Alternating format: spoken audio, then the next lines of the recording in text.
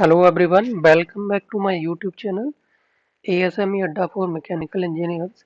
So today we are going to discuss SA 537 material specification that covers the plates for pressure vessel plates that are heat treated carbon, manganese, silicon, steel plates. So इससे पहले हमने जो discussion किया है वो ऐसे 516 की plates पर डिस्कस किया है।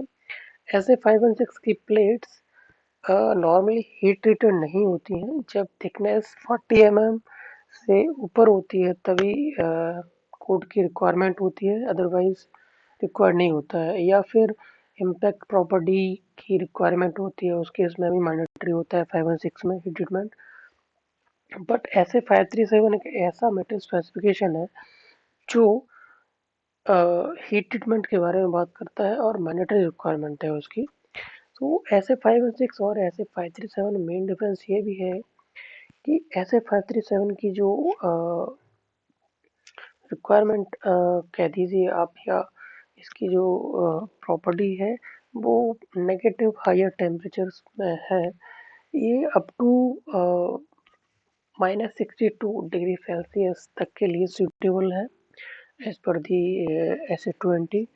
सो ये ऐसे 516 के कंपेरिजन में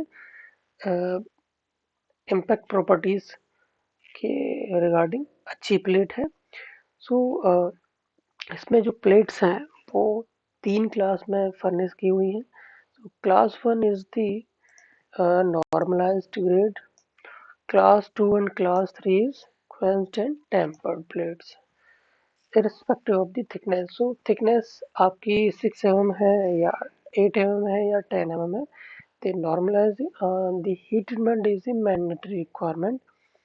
सो आप टेबल में ये देख रहे हैं कि थिकनेस के अकॉर्डिंग आपकी जो मैकेनिकल प्रॉपर्टीज है वो चेंज हो रही हैं, right. So there is an limitation on the maximum thickness of the plates that comes from capacity of the material to meet the specified mechanical property requirements. So there is a limitation on the plate thickness. This is not possible to produce 500 thickness plate, क्योंकि जब 500 thickness आप चाहेंगे तो उस thickness पे जाके आपको mechanical properties requirement meet नहीं कर पाएगी प्लेट। इसमें आप देख रहे हैं कि ओवर 100 लिखा है, बट ये सर्टेन नहीं है कि आपकी मैक्सिमम थिकनेस कितनी होगी। वो डिपेंड करेगी कि मेटल कैपेसिटी अगर मैकेनिकल प्रॉपर्टी की रिक्वायरमेंट को मीट करती है, देन आप डेफिनेटली आप उस थिकनेस को प्रोड्यूस कर सकते हैं कोई भी मिल। और इस मेटल स्पेसिफिकेशन को इन पाउंड यूनिट और ऐसा यूनिट दोनों में ही बनाया गया है। और इसकी जो वैल्यूज़ हैं उनको इंटरचेंज नहीं करना है, दोनों ही सिस्टम को इंडिपेंडेंटली यूज़ करना है of the other without combining values in any way. So values को आप कंबाइन नहीं कर सकते, अदरवाइज नॉन कन्फॉर्मेंस हो जाएगा with the material specification. So reference documents में आप A20 A20 में आपकी जो जनरल रिक्वायरमेंट्स हैं स्टील प्लेट्स की वो दी हुई हैं, और 435 और 578 इसमें स्टेट बीम अल्ट्रासोनिक एग्जामिनेशन की रिक्वायरमेंट दी हुई है, और 577 एंगल बीम एग्जामिनेशन के लिए है, राइट। सो जनरल रिक्वायरमेंट और ऑर्डरिंग इन्फॉर्मेशन कहाँ से आती है, तो वो क्लॉज 3 में गिवन है आपको।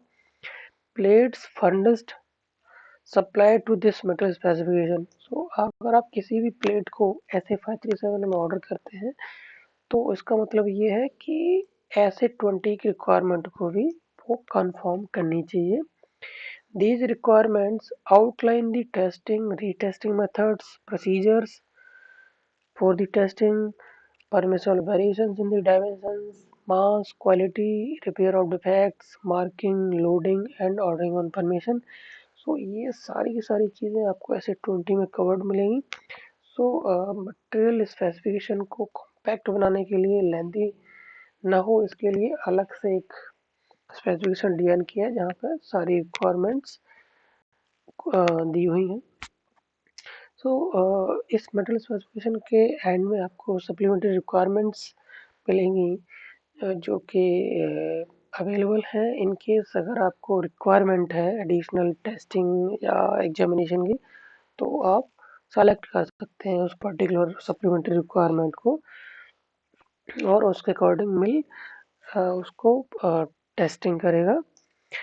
और ये आपको परचेस ऑर्डर में आपको मेंशन करना होगा, अदरवाइज वो एप्लीकेबल नहीं होगा।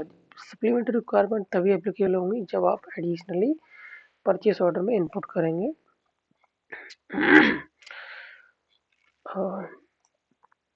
देन इन केस अगर ऐसे 537 that is the material specification और इसकी जो जनरल रिक्वायरमेंट है ऐसे 20 में अगर कोई भी कॉन्फ्लिक्ट होता है तो उस केस में एस से 537 प्रिवेल करेगा, मीन्स उसकी रिक्वायरमेंट्स ही एप्लीकेबल होंगी, उसी को माना जाएगा। देन मैन्युफैक्चरिंग इनका जो रूट है, मैन्युफैक्चरिंग प्रैक्टिस है, वो स्टील आपकी किल्ड होनी चाहिए और फाइन ऑस्टेटिक ग्रेन साइज रिक्वायरमेंट को फुलफिल करे। मीन्स ग्रेन साइज है वो ऑस्टेटिक फाइन होनी चाहिए और ये आपको रिक्वायरमेंट्स ऐसे 20 में गिवन है डिटेल में। हीट ट्रीटमेंट, ये है प्लेट्स हैं वो हीट ट्रीटेड प्लेट्स हैं। सो क्लास 1 नॉर्मलाइज्ड है और क्लास 2 और 3 क्वेंस्ड एंड टेम्पर्ड है, राइट।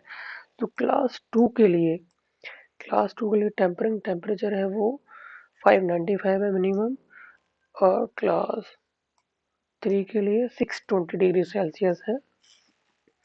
देन केमिकल कंपोजिशन की जो रिक्वायरमेंट आती है स्टील के लिए वो टेबल 1 के साथ कंफर्म करना चाहिए। सो टेबल 1 को अब रेफर कर लेते हैं।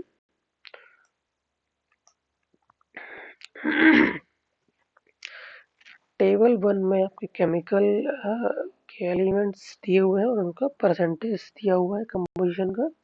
सो कार्बन आप देख रहे हैं, कार्बन मैक्सिमम आपका 0.24% होना चाहिए, इससे ज़्यादा नहीं होना चाहिए। फर्दर मैग्नीज है वो 40 mm और under in thickness, means up to 40 mm thickness plates के लिए हीट एनालिसिस में 0.7 से 1.35% होना चाहिए और प्रोडक्ट एनालिसिस जब करेंगे आप तो 0.64 से 1.46 के बीच में होना चाहिए। और अगर आपकी थिकनेस 40 mm से ऊपर जाती है तो उस केस में हीट एनालिसिस 1 to 1.6 है और प्रोडक्ट एनालिसिस 0.92 से लेके 1.72% तक है। देन फॉस्फोरस मैक्सिमम है वो 0.025 और सल्फर दोनों ही 0.025 मैक्सिमम रिक्वायरमेंट दी हुई है। देन सिल्कर में भी आपका हीट और प्रोडक्ट में अलग अलग दिया हुआ है 0.15 से 0.5 हीट एनालिसिस में और प्रोडक्ट एनालिसिस 0.13 से 0.55 के बीच में होना चाहिए। कॉपर मैक्सिमम है वो हीट एनालिसिस में 0.35 और प्रोडक्ट एनालिसिस में 0.38 होना चाहिए। देन निकल आपका हीट एनालिसिस में 0.25 है मैक्सिमम और प्रोडक्ट एनालिसिस में 0.28 मैक्सिमम है। Then chromium maximum heat analysis पे 0.25 है और प्रोडक्ट पे है 0.29 और मोलिब्डेनम का रिक्वायरमेंट हीट एनालिसिस पे 0.08 है और प्रोडक्ट पे है 0.09 मैक्सिमम।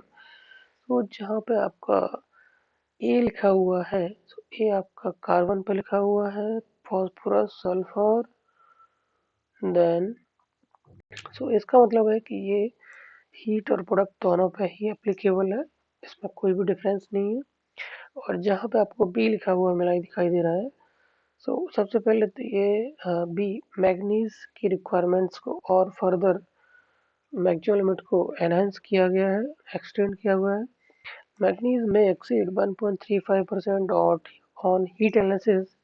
सो हीट में 1.35 मैक्सिमम था तो फर्दर इंक्रीज हो सकता है up to a maximum of 1.6% और निकल 25% से इंक्रीज कर सकता है हीट एनालिसिस पे अप टू मैक्सिमम ऑफ 0.5%। तो निकल आप देख रहे हैं यहाँ पे कि 0.25% मैक्सिमम है हीट एनालिसिस पे, तो इसको फर्दर एक्सटेंड किया गया 0.5% तक। Provided the heat analysis carbon equivalent does not exceed 0.57% man. So carbon equivalent है वो मैक्सिमम 0.57% होना चाहिए, इससे ज़्यादा इंक्रीज नहीं होना चाहिए। तो उस केस में 0.5% तक निकल मैक्सिमम जा सकता है। और कार्बन इक्विवेलेंट आपको कैलकुलेशन करनी है वो इस फॉर्मूले के अकॉर्डिंग करनी है।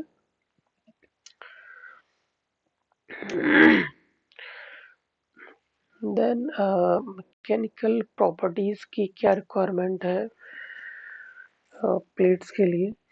सो ये टेबल 2 में मेंशन्ड है।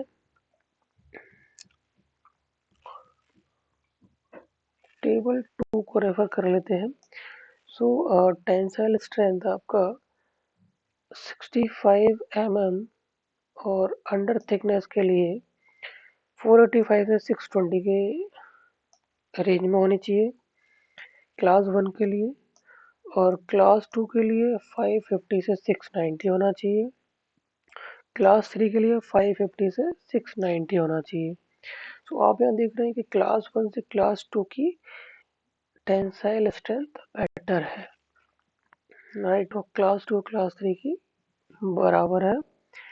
देन 65 mm से 100 mm तक की थिकनेस के लिए जो क्लास 1 की टेंसाइल स्ट्रेंथ है वो 450 से 585 के बीच में होनी चाहिए। और क्लास 2 515 से 655 के रेंज में होना चाहिए। देन क्लास 3 515 से 655 की रेंज में होना चाहिए। और ओवर 100, जब आपकी थिकनेस ओवर 100 हो जाएगी, सो क्लास 1 450 से 585, क्लास 2 के लिए 485 से 620 और क्लास 3 के लिए भी सेम रेंज है। देन हम यील्ड स्ट्रेंथ चेक कर लेते हैं। यील्ड स्ट्रेंथ 65 mm थिकनेस तक के लिए 345 मिनिमम रिक्वायरमेंट है क्लास 1 की। Class 2 415, class 3 380। सो आप यहाँ देख रहे हैं कि 5 से ग्रेड 60 और 70 से जो यील्ड पॉइंट है वो काफ़ी बढ़ गया है। उसमें जनरली 220 और 250 की रेंज में रहता है, बट यहाँ पे बहुत ही बढ़ा दिया गया है, 415 है। तो ये एक मेजर डिफरेंस है 506 और 537 में।